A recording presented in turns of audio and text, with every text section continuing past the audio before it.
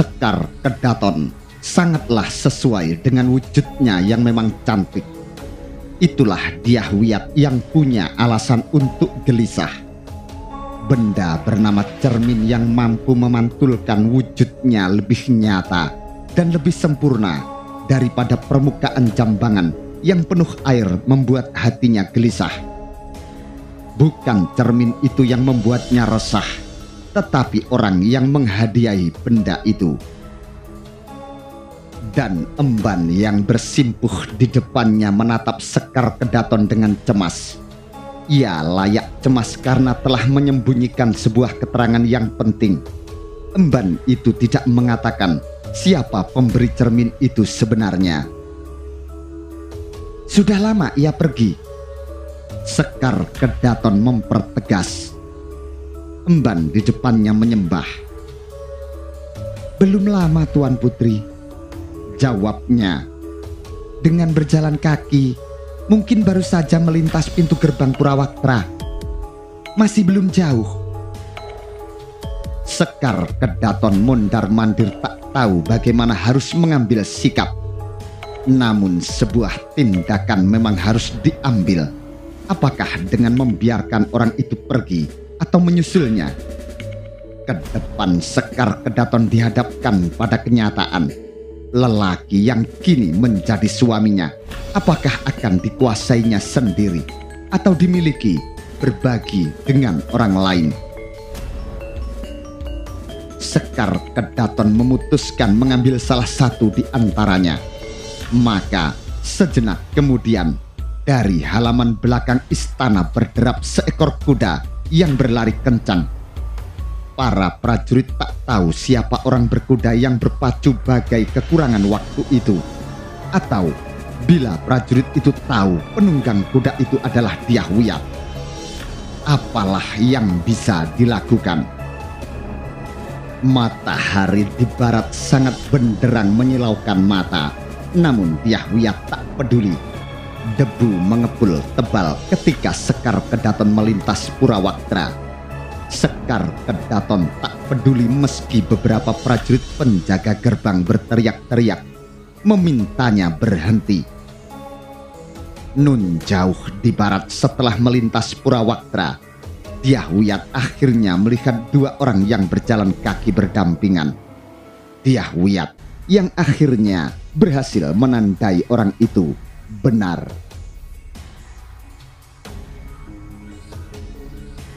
Duka membayang di kaki langit. Duka sekali lagi membungkus Majapahit. Ada banyak hal yang dicatat Pancaksara, banyak sekali. Kesedihan kali ini terjadi bagai pengulangan peristiwa 19 tahun yang lalu yang ditulisnya berdasar kisah yang dituturkan ayahnya, Samenaka. Karena ketika peristiwa itu terjadi, Pancaksara masih belum bisa dibilang dewasa. Kala itu tahun 1309, segenap rakyat berkumpul di alun-alun. Semua berdoa, apapun warna agamanya, apakah Siwa, Buddha, maupun Hindu. Semua arah perhatian ditujukan dalam satu pandang ke Purawaktra yang tidak dijaga terlampau ketat. Segenap prajurit bersikap sangat ramah kepada siapapun karena memang demikian sikap keseharian mereka. Lebih dari itu, segenap prajurit merasakan gejolak yang sama oleh duka mendalam atas Gering yang diderita Kertarajasa Jayawardhana. Segenap kawula yang mencintai rajanya memang amat berharap raja akan sembuh dan kembali memimpin negara menuju kejayaan yang lebih bercahaya dan cemerlang. Akan tetapi, Yang Widi mempunyai kehendak lain. Napas Sang Prabu makin tersengal, tarikannya kian tersendat. Kesadarannya makin berkurang seiring sakit yang diderita yang tak tersembuhkan. Para tabib yang didatangkan untuk menyembuhkan Sang Prabu angkat tangan tanda menyerah. Kala Gemet yang ketika itu masih bocah berdiri bersandar tiang soko dan terlihat pucat. Sementara kegelisahan terbaca jelas dari wajah para ibundanya. Ibu Permaisuri Tribuaneswari menelungkupkan wajah di sudut pembaringan, dengan tangan kanan tidak henti-hentinya membusai rambut ikal sang Prabu. Cinta Permaisuri kepada raja demikian besar dan mendalam sehingga bayangan perpisahan yang akan terjadi demikian menakutkan. Bagaimana tidak, perjalanan hidup yang dijalani bersama terlalu banyak menyimpan cerita. Dimulai ketika Singosari tidak bisa dipertahankan lagi akibat gempuran Kediri di bawah Jayakatwang. Sang Prabu Kertanegara yang melihat negara mustahil dipertahankan menyerahkan keselamatan anak-anaknya kepada Raden Wijaya. Pontang-panting Raden Wijaya mengatur penyelamatan meloloskan diri.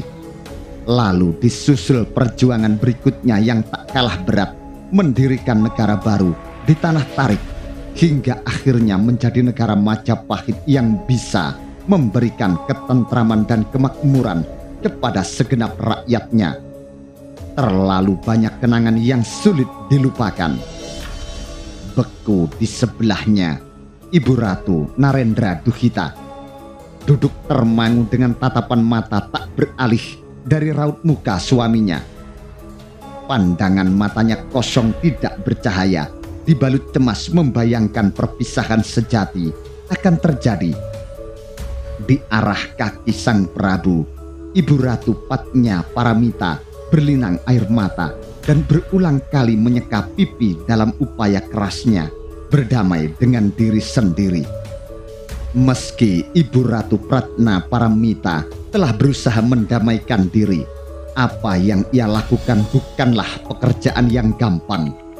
Terbaca amat jelas kecemasan itu dari komat kamit di mulutnya dan tangannya yang selalu bergetar.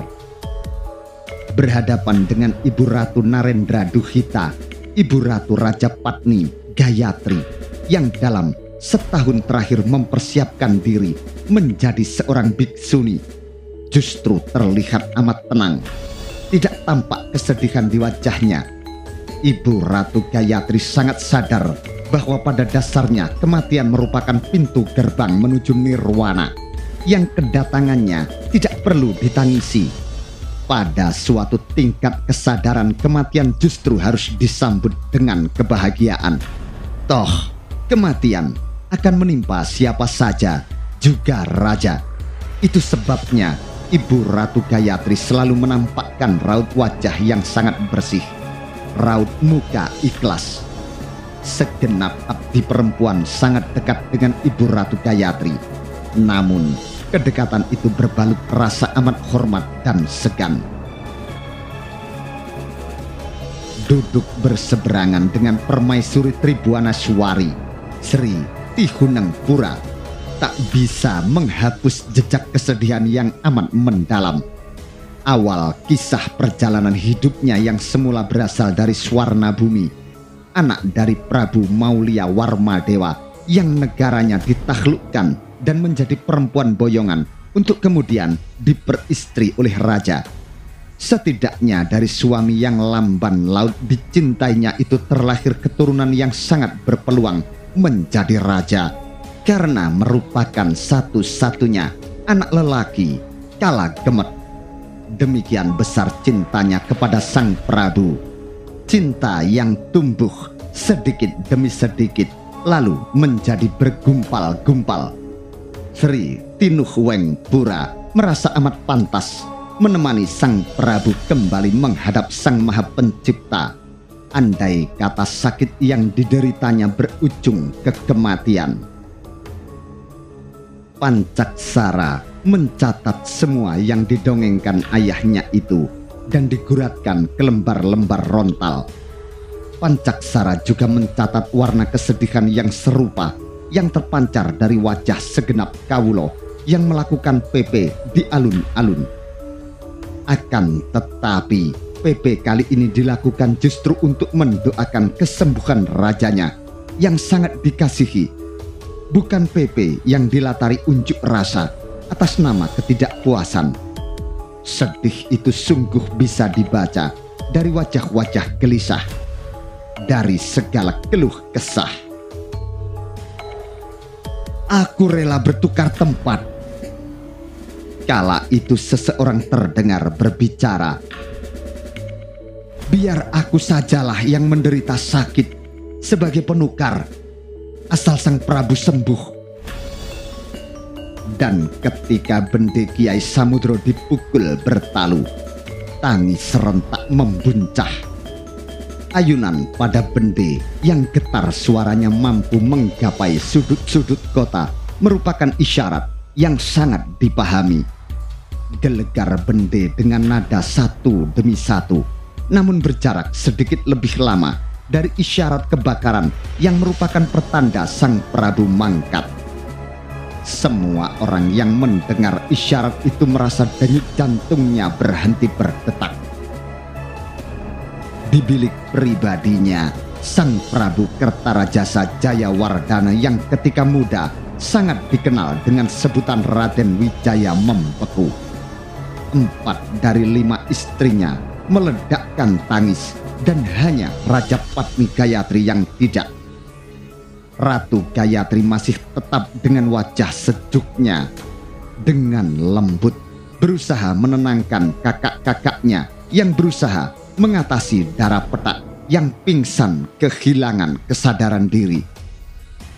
Ratu Gayatri juga menghibur Kala Gemet yang terhenyak bersandar dinding dengan mulut bergetar komat kamit tak jelas mengucapkan apa. Pancaksara mencatat semua itu. Peristiwa itu terjadi tahun Saka 1231. Layon dimakamkan di dalam pura yang disebut pemakaman Antahpura. Sebagai penghormatan untuknya, didirikanlah Arjajina di dalam pura dan Siwa di Simping. Beberapa hari kemudian, Kala Gemet yang telah menyandang kedudukan sebagai Kamura Raja dinobatkan menjadi raja menggantikan ayahandanya. 1309, dendang duka ditembangkan ngelangut karena sang Prabu Sri Kertarajasa Jayawardhana wafat. Raja Wilwatikta itu dicandikan sebagai Siwa di Simping dan sebagai Buddha di Antahpura dengan arca perwujudan berbentuk harihara atau Wisnu dan Siwa dalam satu arca.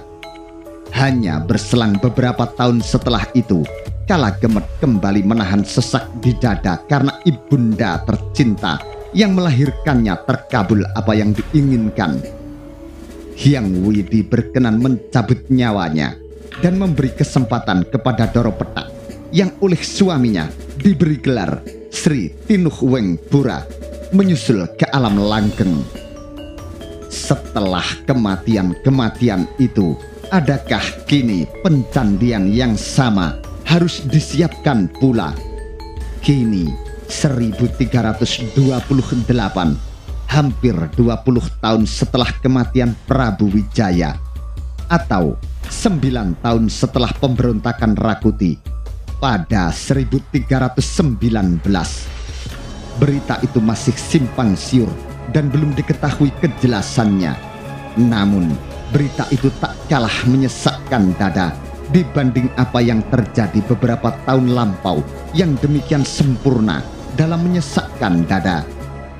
Hal itu terjadi merupakan sisa-sisa ulah para Dharma Putra Winesyuka yang masih tertinggal jejak lukanya meski telah 9 tahun lewat melalui perbuatan Ratanca yang tidak bisa melupakan dendam lama. 1319 didorong oleh nafsu untuk menjadi orang paling utama di Majapahit. Rakuti memimpin anak buahnya mengangkat senjata, menyebabkan raja harus terusir ke Bedander, sebuah tempat yang sangat jauh dari ibu kota Majapahit, menusuk masuk ke wilayah pegunungan Kapur Utara. Pemberontakan yang dilakukan Rakuti menimbulkan penderitaan luar biasa. Perang menyebabkan banyak korban nyawa mati sia-sia. Banyak istri yang mendadak menjadi janda. Banyak anak kehilangan orang tuanya. atau orang tua kehilangan anaknya.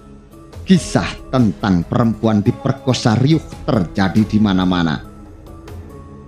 Beruntung keadaan kacau balau itu berhasil diredam. Pasukan Bayangkara memberi sumbangsih sangat besar dalam memberikan serangan balik yang sangat mematikan. Petualangan sangat berdarah itu berakhir dengan kematian Rakuti dan segenap pengikutnya.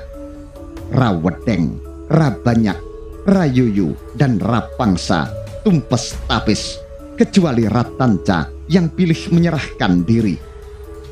Peristiwa makar ini melambungkan nama Gajah Mada yang hanya menyandang pangkat bekel.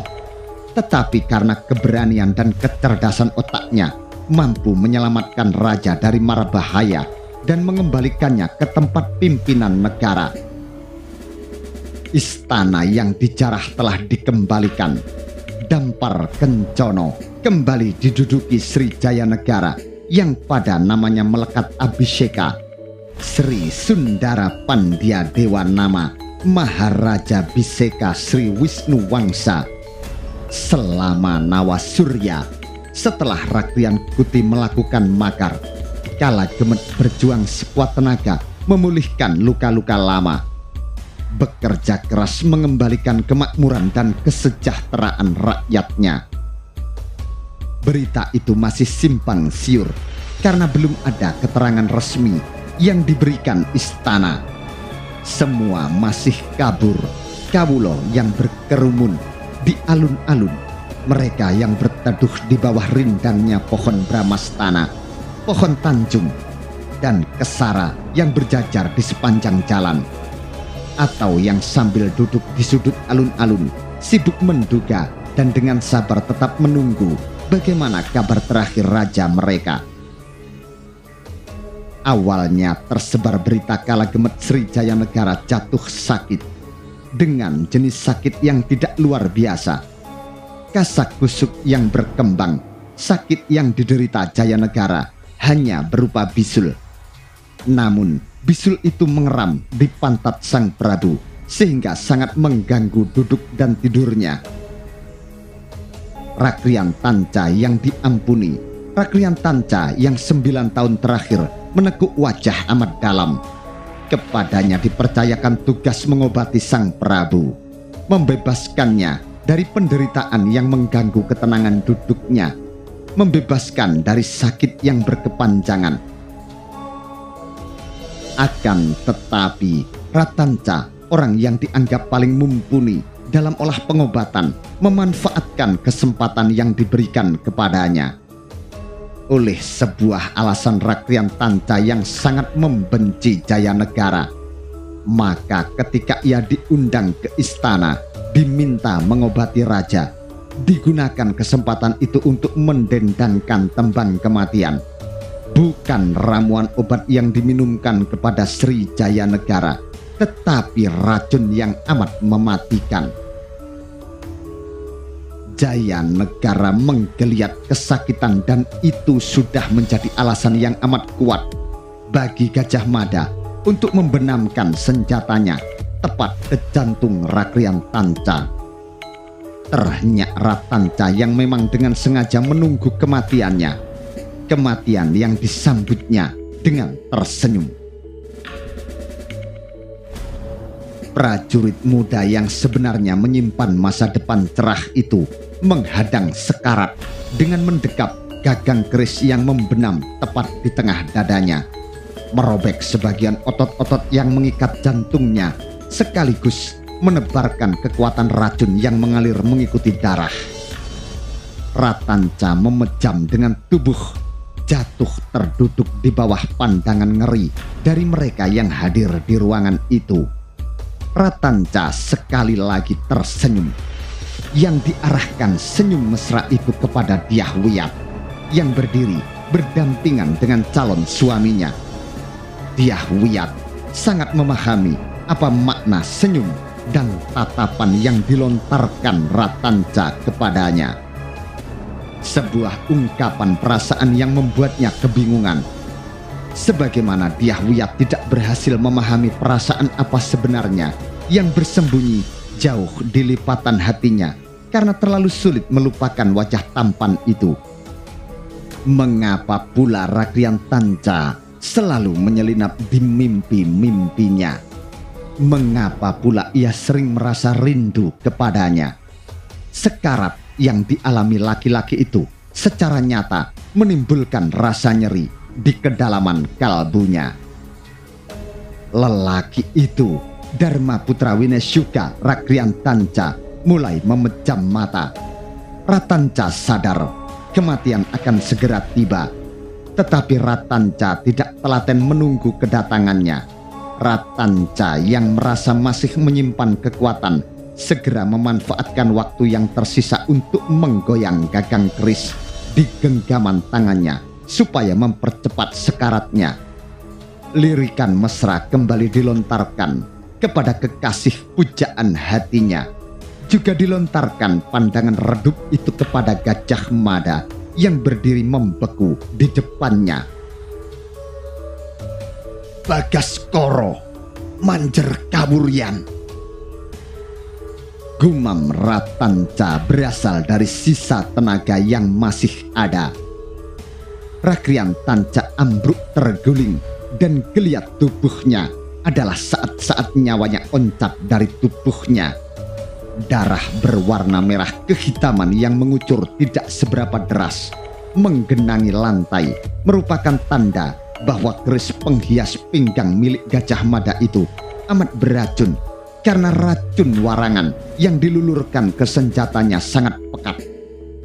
Racun warangan itu sendiri dibuat oleh Rakrian Tanca atas permintaan Gajah Mada. Meski Rakrian Tanca kebal terhadap racun ular, ia tidak kebal terhadap racun warangan. Apa yang diucapkan Ratanca menyebabkan Gajah Mada terhenyak.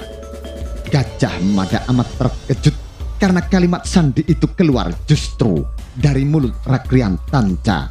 9 tahun lamanya Gajah Mada terganggu oleh teka-teki itu. Kini rahasia itu terjawab dari mulut yang segera mengatuk. Jadi, kamu orangnya. Gajah Mada melontarkan rasa kagetnya. Namun, Ratanca tidak mungkin menjawab pertanyaan itu karena nyawanya telah melesat melayang, membubung meninggalkan raganya yang tidak bisa ditempati. Kematian Ratanca dengan bebas rasa sakit luar biasa menyebabkan matanya membeliak. Gajah Mada segera mengusap mata itu agar memejam.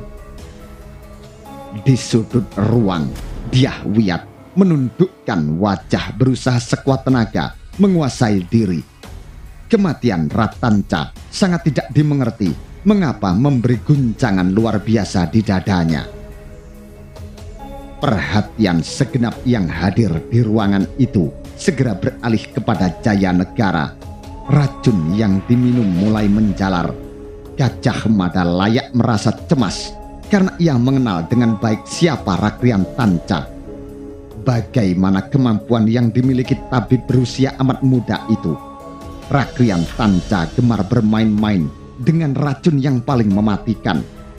Racun warangan yang dibalurkan ke keris dan ujung tombak maupun trisula, yang setiap goresan dijamin akan menjadi pembuka pintu gerbang kematian. Ratanca juga gemar bermain-main dengan racun berbagai jenis ular mematikan. Mulai dari jenis bandotan sampai weling, Ratanca sendiri kebal terhadap racun-racun itu karena selalu menelan empedunya. Sebaliknya, tidak dengan Jaya Negara. Racun yang diminumkan kepada Raja Majapahit itu tentu merupakan jaminan korban tak mungkin selamat. Namun Gajah Mada tidak mau menyerah. Meski tidak seperti Ratanca yang amat menguasai ilmu pengobatan, walau sedikit Gajah Mada memahami bagian-bagian paling sederhana, seperti tindakan apa yang harus dilakukan untuk menawarkan racun yang terlanjur masuk ke tubuh. Perintah diberikan kepada seorang prajurit untuk segera mencari kelapa muda dari jenis degan ijo yang diyakini mampu menawarkan berbagai jenis racun dengan menyerapnya. Mayat Ratanca yang digotong keluar itu yang dengan segera mengagetkan para kawulo yang melakukan PP di alun-alun. Sejak senja hingga petang ratusan orang berkumpul bersama-sama mendoakan agar Raja Muda, anak Raden Wijaya itu segera sembuh. Akan tetapi yang tidak terduga terjadi, arah angin mendadak berubah. Apa yang terjadi? Apa yang terjadi? Tanya seorang prajurit yang belum mengetahui duduk persoalannya. Ratanca diminta mengobati Baginda, tetapi Ratanca malah meracun sang Prabu. Jawab prajurit yang lain. Hah? Beberapa prajurit yang menggerombol terkejut. Mayat Ratanca yang digotong keluar memang menimbulkan kecemasan yang tak ubahnya penyakit, lalu menular, dan menular, menulari siapa saja, menular dari prajurit ke prajurit, menular ke para abdi dalam istana, menular kepada beberapa orang yang menggerombol tak jauh dari Purawaktra. Dan dengan segera berubah menjadi ledakan yang amat menggelisahkan siapapun. Berita mengejutkan itu dengan segera menjalar ke sudut-sudut kota raja. Nyaris semua kawulo yang tinggal di balik dinding batas kota raja terhenyak. Kawulo yang tinggal di luar dinding batas kota raja ada juga yang mendengar berita itu. Pancaksara mencatat semua kejadian itu sebagaimana dahulu Pancaksara mencatat lewat barisan pupuh kakawin yang ditulis berdasar tuturan Samenaka yang amat ia cintai dan hormati, tentang bagaimana kesedihan sewarna menjalar saat dulu Prabu Kertarajasa Jayawardhana mangkat. Pancaksara mencatat semua kegelisahan. Pancaksara mencatat warna langit yang berubah menjadi lembayung, dan kali ini ketika kematian Jayanegara terjadi, langit pun berwarna lembayung. Pancaksara juga mencatat tembang paling menyayat yang didendangkan seorang perempuan tua di kaki Bajang Ratu. Perempuan itu timpuh. Duh Gusti Kang Moho Agung, mugi paringo kawelasan dumateng sinuwun raja ning nagari. Paringono panjang yuswanira linuputna saking dosa.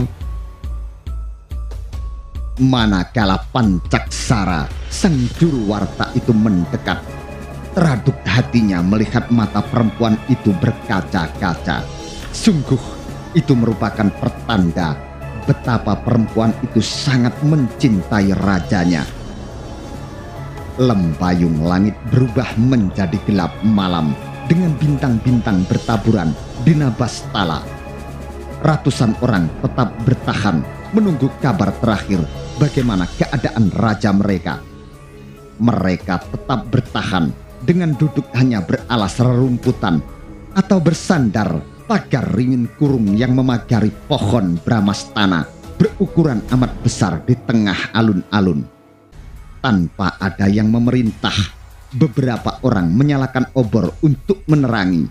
Mereka yang membaca pertanda alam makin gelisah karena sepasang burung gagak hinggap di salah satu dahan. Dengan suaranya yang melengking menyebabkan siapapun yang mendengar merasa tidak nyaman. Seseorang memungut sebuah batu berniat mengusir burung itu. Tetapi seorang laki-laki tua pembaca pertanda alam melarang ia melakukannya. Di bilik pribadi Sri Jayanegara, keadaan Raja Muda itu makin mengenaskan. Sekujur tubuhnya berubah menjadi biru karena bulir-bulir darah mulai pecah. Ibu Ratu Tribuaneswari dengan penuh rasa sayang membusai rambut ikalnya. Sementara duduk di sebelahnya Ibu Ratu Narendra Duhita memegang tangan Jayanegara. Meski Jayanegara bukan anak kandungnya, kasih sayang yang diberikan Ibu Ratu Narendra Duhita tak ubahnya seperti kepada anak kandung sendiri. Ibu Ratu Pratnya Paramita tak kalah berduka. Dengan pandangan mata cemas, perempuan bertubuh langsing itu menumpangkan tangan kanannya di dada Jayanegara.